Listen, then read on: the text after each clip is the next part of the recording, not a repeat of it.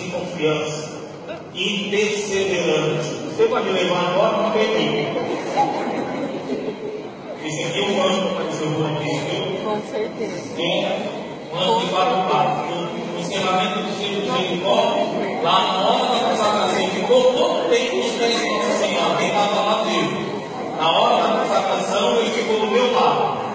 Deitou do meu lado, e quando acabou a consagração da Eucaristia, ele se levantou e saiu. Por incrível que pareça. Olha, gente, que hoje nós aprendamos com Jesus este relacionamento de amor. Larga